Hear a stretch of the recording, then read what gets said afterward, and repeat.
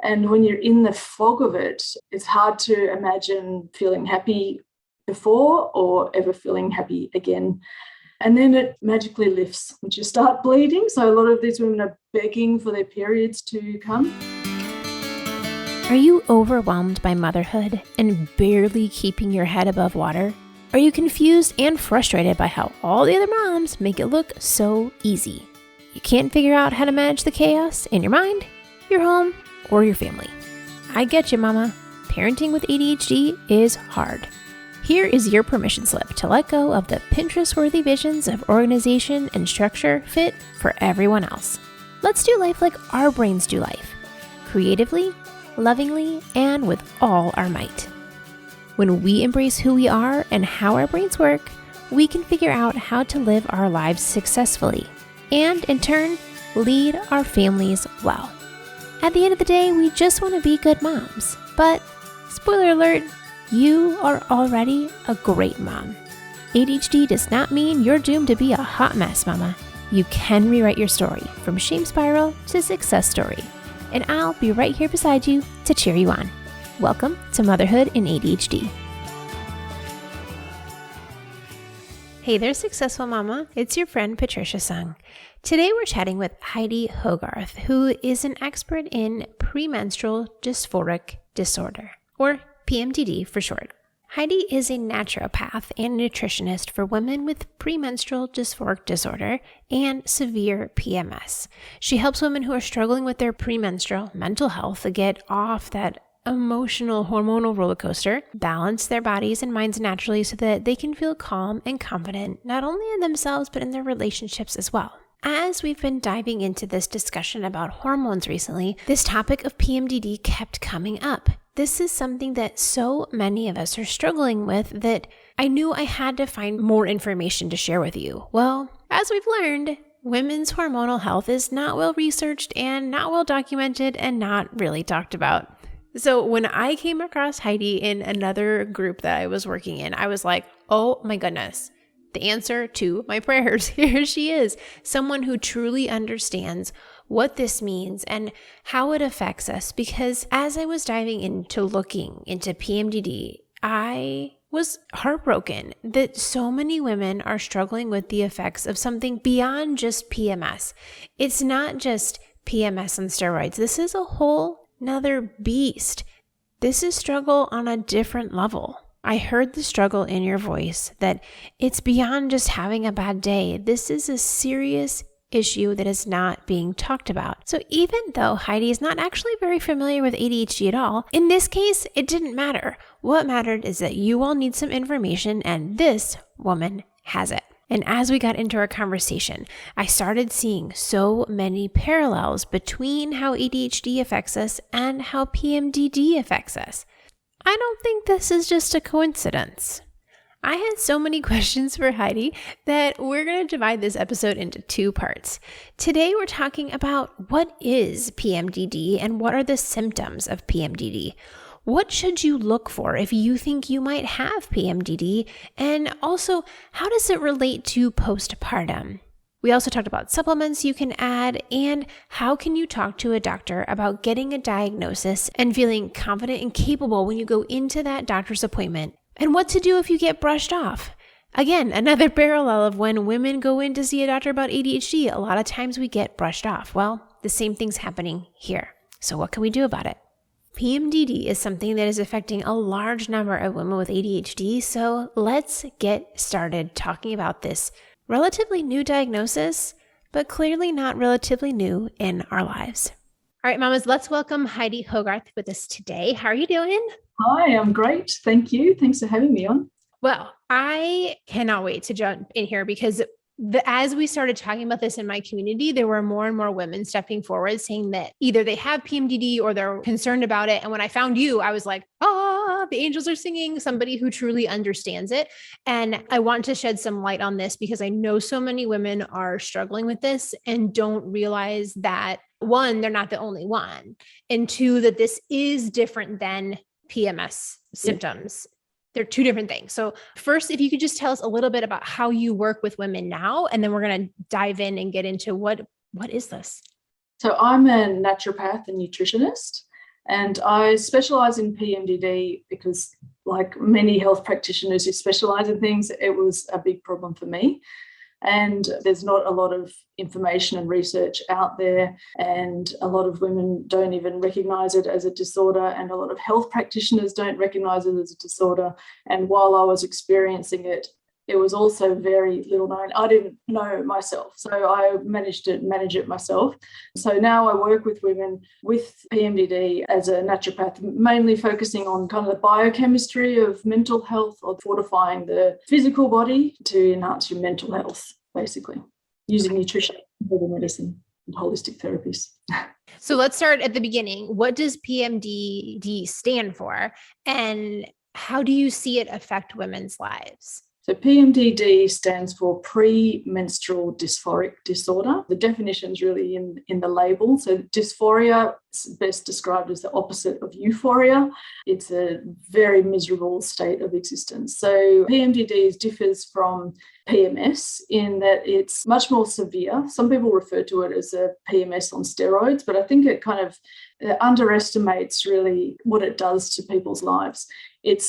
People describe it as a Jekyll and Hyde kind of scenario. They have a sudden switch to extreme depression, extreme anxiety, extreme rage and irritability, feelings of hopelessness and worthlessness, and it just hits quite suddenly. And when you're in the fog of it, it's hard to imagine feeling happy before or ever feeling happy again. And then it magically lifts once you start bleeding. So a lot of these women are begging for their periods to come. So the diagnostic criteria is there's a list of 10 or 15 things.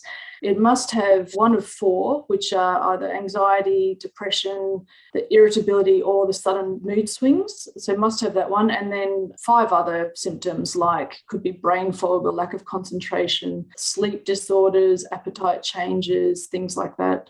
And they severely impact your ability to live your normal life, to work, to parent, to do whatever you have to do. So you might need to take days off work. It ruins relationships. You know, it's quite often, a lot of conflict, especially in the rage and all of it. Can people lose their jobs or lose their relationships or worry about the impact on their children. So it's quite severe. It's quite debilitating, and can last a bit longer as well than PMS. So it could be 5 or 10 days. So for some people who experience PMDD, it starts from ovulation until the bleed, or even a couple of days into the bleed. So that can be 2 weeks, 16, 18 days of every month. Yeah. And then the other criteria is that the symptoms resolve within a day or two of the period starting. So there's definitely a week or two of feeling relatively normal, Dr. Jekyll instead of Mr. Hyde. So this part fascinates me because when I think about women getting a diagnosis of ADHD later in life, a lot of times they have had some other issues before, like anxiety and depression, because when you have ADHD, you are anxious or depressed because you're struggling with all the things that encompass ADHD. A lot of women will also get a bipolar diagnosis instead of the ADHD diagnosis. And it's making me put all these pieces together of what if it's this? What if it's their premenstrual cycling in? Because that would make sense as to why they're okay, I felt good this part, then I felt terrible, then I felt good, then I felt terrible. It's that does kind of sound like bipolar. But in this case, when it's linked to your cycle, it's it's all coming together. I'm mind blown. There's going to be some women listening to this what on earth is going on here? Yeah, it's a really common misdiagnosis, actually. People who see practitioners who aren't aware of PMDD, they're often diagnosed with bipolar and even schizophrenia. So, and then it can go down this treatment path for sometimes years with the absolutely wrong treatment for what they're actually experiencing. Yeah. Well, then, so that was my question, is that are the treatments for bipolar and schizophrenia going to help these women, or is that a completely different ballgame? Well, I'm not a medical practitioner and I don't prescribe medications, so I can't really answer that intelligently. True. Yeah. Fair enough. Sorry. I just can't. No. I know someone's going to ask that and be like, hey, neither one of us are doctors. And that's one thing that I'm very big of a stickler on, of I am not going to give you medical advice. I'll give you my opinion, but I'm not going to give you medical advice. That's not responsible of me. So interesting. Okay. Well, either way, I'm sure people's brains are turning. Okay. Now I'm curious do we understand why it happens and what's occurring in the body to make us go down that path? There is not enough research. It's really hard to research on a living brain, a living human brain especially. So there are theories, and there are some pretty good theories. And I guess I could say one very widely accepted theory is, firstly, it's not considered a hormone imbalance by the medical professionals. It is considered that there's an abnormal response in the brain to our natural hormone fluctuations, and especially possibly in the GABA receptors, gamma aminobutyric acid, the neurotransmitter that's good for feeling chilled out, calm, relaxed about life. It's thought that one of the metabolites of progesterone, called allopregnanolone, adversely stimulates the GABA receptors. So instead of being happy and calm, it stimulates more like anxiety and irritability and anger. I'm actually not sure how proven that theory is, but it's generally the most widely accepted. So, but naturopathically, there are a lot of other theories, or I don't know, I'm not saying this right either, I guess. No, I mean, I think this is one of the hardest parts, is that when I've been doing all this research about women's cycles and hormones, is that there isn't a lot of research on women's cycles, like in general, on just like the base level, let alone when we start digging into these more detailed paths, because generally speaking, when they do scientific research, they pick men because they don't have cycles, and that's not going to influence the data.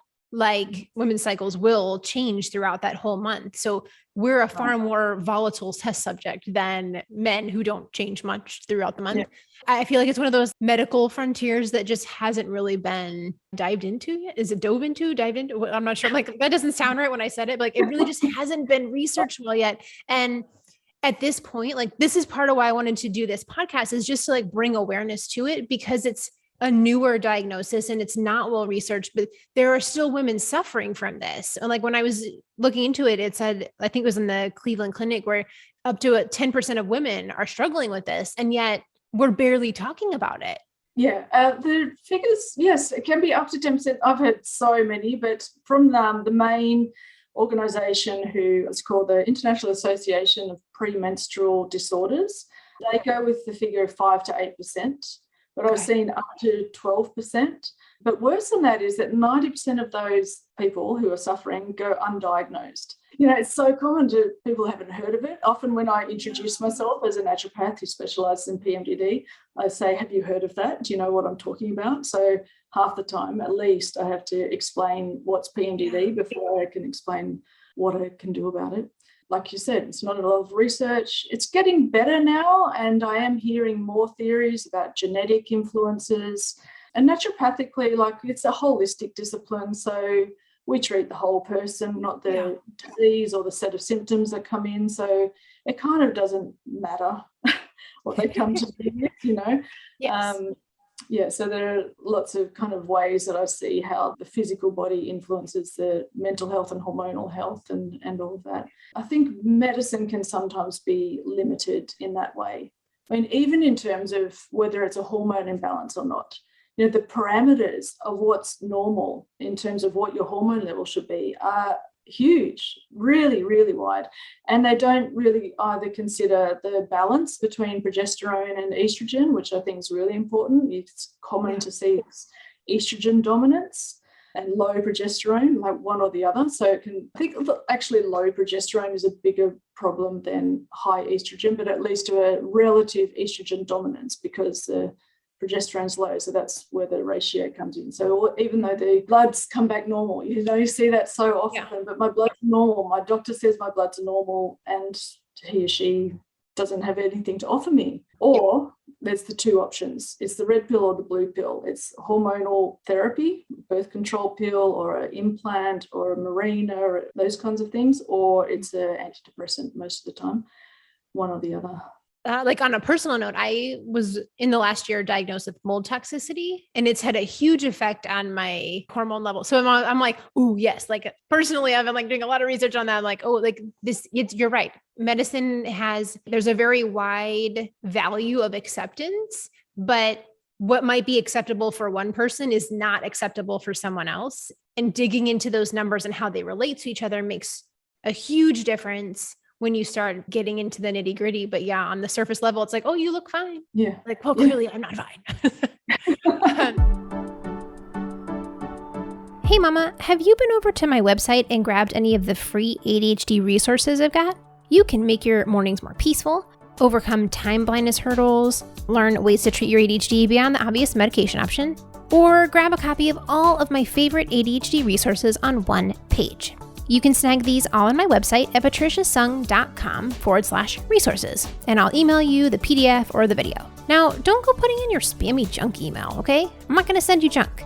I email you once, maybe twice a week. For sure, I'll send you a note about this week's podcast topic, and if I'm having a particularly organized week, I might email you again about what's working for my ADHD this week, or venting about whatever executive function disaster happened. Your inbox is where I spill more of the beans. And if you change your mind, you can always unsubscribe, right? Plus, I really love hearing back from you. So write me an email back. Tell me what's going on in your life or what you want to learn about next. So go grab those free goodies and I'll see you in your inbox. So when we look at the symptoms at their peak, if a woman thinks like, hey, this might be me, what are the things that would clue her in of like, can we be a little more specific? Because like, particularly I'm thinking about the women who have mentioned that they have like suicidal ideation, and there's a lot more to it than just like not feeling great. Can we like look a little more in depth into those symptoms that would be red flags where it's like, hey, maybe you should look into this as something that you're dealing with? What would those other things be that they should be keeping an eye out for? I mean, anything that makes you feel miserable is a red flag, don't you think? Like, we're not supposed to be going through life feeling horrible, hating ourselves, self-loathing, wishing we were dead, being too anxious to go out of the house or to maybe take the kids out of the house. You know, I remember postnatally, that was a big anxiety trigger for me to like, oh, am I going to get all these little things together? Yeah, so anything that impacts your life and makes you feel bad about yourself, that's a red flag. And I think it's a really subjective thing to think of. Like, you can't go to a doctor and say, I've got this level of anxiety, and what do you think? Do I need medication or treatment or not? It's like, I feel like I'm not coping with life, so I want to do something about it. Please help me. But in terms of PMDD diagnosis, it's cycle tracking is really the most important thing to do. And I believe in tracking your good times as well. So there are lots of apps and forms and things you can download. So whether you're into like more journaling or pen and paper, or apps that will give you notifications to remind you to record your symptoms, either way is really great. And that's one of the things, if you go to see a doctor or whoever you're going to see, to have at least a couple of months worth of tracking to show, look at the pattern of my symptoms. That's a really key diagnostic criteria as well, that it's really happening in the premenstrual phase or the luteal phase of your menstrual cycle. I think that's a really good like bar to pass of like, if you feel like this doesn't feel right, then speak up. That is your internal red flag. Like, a lot of women who have ADHD are so used to ignoring their own internal red flags that we think that we're the ones who are in the wrong. And we doubt that we're truly feeling the things that we feel, because our whole lives we've been told like, you're being too dramatic, or you're too sensitive about that, or like all these things that we've been. When we spoke up, we got this feedback of you're too much, whatever the adjective was, you're too much of whatever it is. So we start to doubt that, but we usually know on the inside whether or not that's right, but we've just learned to ignore it over time. That's right. Yeah, you get conditioned to suppress that kind of self-awareness in a way, isn't it? Yeah, and that just contributes to the whole mental health stigma as well. So I think, if you're not well, it's so easy. And to be honest, that sounds like a very human experience, not just for people with ADHD or PMDD, but any kind of mental health issue or any issue. We often don't feel free to speak up and say, hey, I don't think this is okay and I need support around this. So, I think that's really common. But if you don't feel good. Yeah. You need to sort it out.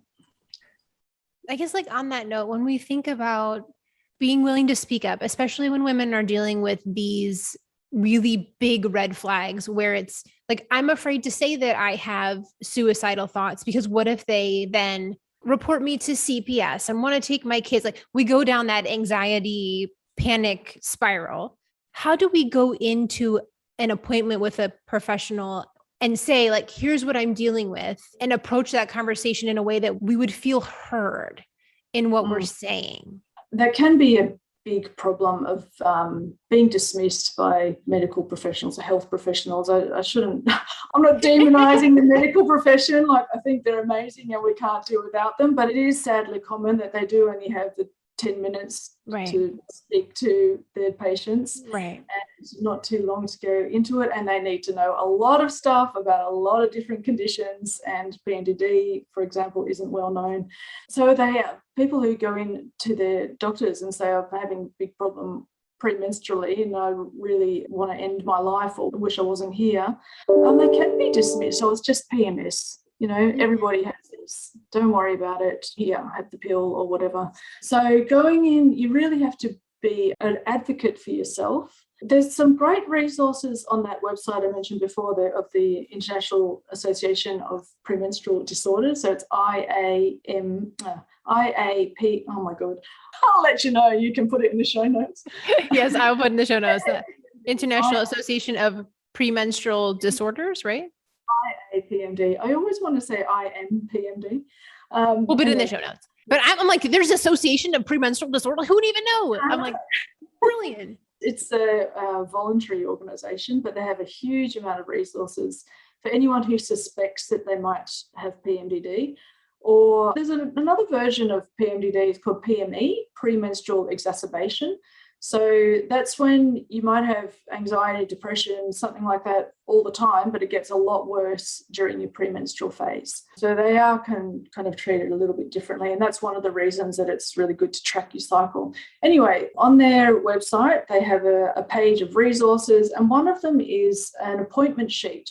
What to take to your doctor, what questions to ask, what to bring to show why you think you might have PMDD. So, for example, you might take your 2 or 3 months of cycle tracking data to show them this is where I feel really bad and it's, this time of the month. And what kind of questions you might like to ask your doctor about what treatment they're offering you, what's the evidence as to whether it's effective in PMDD, what are the side effects and that kind of thing, and whether it's appropriate for you given your unique circumstances, whether you have other health conditions, other medications, things like that. So I'd say direct your listeners there. They're really great resources to take along to your doctor. And I think if you are dismissed, if they say it's not real, I don't believe you, this isn't a problem, it's just PMS, it's all in your head, please find someone else. It's not worth the fight. It's so hard to stand up for yourself sometimes, to say, firstly to ask for help, and then when you finally get brave enough to go to your doctor and ask for help and they dismiss you, don't leave it at that. Find a sympathetic doctor, ask on support groups for a recommendation. Actually, that same website has a provider directory of PMDD sympathetic doctors, gynecologists, other specialists. So with PMDD, it really crosses a lot of borders. So you might see we call here a GP, a general practitioner. I don't know who your first line of medico is. We use the same. Okay, and then from there they'll refer you. It could be an endocrinologist, could be a gynecologist, could be a psychiatrist. So it really crosses a lot of different areas of specialties. So all of those practitioners are on there, as well as alternative health practitioners in that directory. But it's not exhaustive. Like, I don't think I'm on there unless someone put me there, because it's all kind of patient-led. So anyone who's seen a practitioner, they go onto their website and they enter that practitioner's details and say, I had a really good experience here, I'd recommend seeing them. Yeah. Nice. Okay. And then going back to, you mentioned earlier about postnatally, you said there was definitely a spike in symptoms. That was one of the questions that we had from listeners. So I asked in my Facebook community, like, what do you want to know about this? And also in my student community. And both groups, people had asked about, is there a connection between postpartum, given that that's obviously a big hormonal shift? Do you see like a correlation or connection between those? Yeah, it's very common to emerge postpartum and in any big hormonal shift. So even a miscarriage or termination, even menopause, when everything's winding down, but there's can be huge fluctuations in hormones, then PMDD type symptoms can arise then. And also menarche when the periods start. So it could, for me, I'm not sure if it started like from the first period, but maybe after a couple of years when things got a bit more regular. Anyway, so any time of big hormonal shift and definitely postpartum is an area of sensitivity or a time of sensitivity for women experiencing these kind of emotional hormonal roller coasters. Yeah. Is there anything that women can do, knowing that that's going to be a concern? Is there anything that they could do to prepare for that? Or is it just like, good luck, we know it's coming. Hang on tight. Oh, that's a good question. Whilst you're pregnant and after giving birth, oh gosh, a really good thing to do is to take zinc. Zinc is hugely implicated with postpartum depression and hormonal issues in general, but zinc is really sucked out of the mums by babies because it's really important in formation of protein, so as in basically the whole baby. Making all the muscles, all the bones, all the structures of this little human that you're creating, which is an amazing thing, is sucking so much out of the mum. So any nutritional fortification is really important during pregnancy. So many things, the calcium, magnesium, iron, or the B vitamins, these are all the really common basic things. So seeing someone, if you think you might have a kind of sensitive mental health or hormonal health, then I would definitely be seeing a naturopath or nutritionist throughout pregnancy, at least a few times to kind of keep on track. And then definitely being aware that this could be a sensitive time postpartum, to look out for those red flags, that depression that doesn't go away. Baby blues shouldn't really last very long, but postpartum depression can, or postpartum depletion, anxiety, they can actually last for years if you don't address it. Just being aware, I think, is number one. This also, again, I'm like fascinated because also people who have ADHD tend to be low in zinc, magnesium, and there was one other one you said that iron, I think, was the other one. Yeah. So like all of this is like coming together. I'm like, ooh, there's so many connections. All right, Mama, let's pause there and be sure to hit subscribe so that the next episode pops right up on your feed. We're going to continue talking about how do we live well with PMDD, dealing with the rage that comes along with it, and what are some recommendations for treatment. Now, we also dive into the connection between gut health and brain health. We talk about gut biomes and food and supplements to eat to promote balancing and creating a healthy gut. And what does that mean for us? Why does the gut matter so much when it comes to our minds and our mental health and our brains? We get into prebiotics, probiotics, dysbiosis, anti-inflammatory diets, alcohol, poop, all kinds of digestion goodness. So meet me back here next week and let's get into the rest of our discussion with Heidi Hogarth. Let's talk then. Have an amazing week, Successful Mama. For more resources, classes, and community, head over to my website, motherhoodinadhd.com.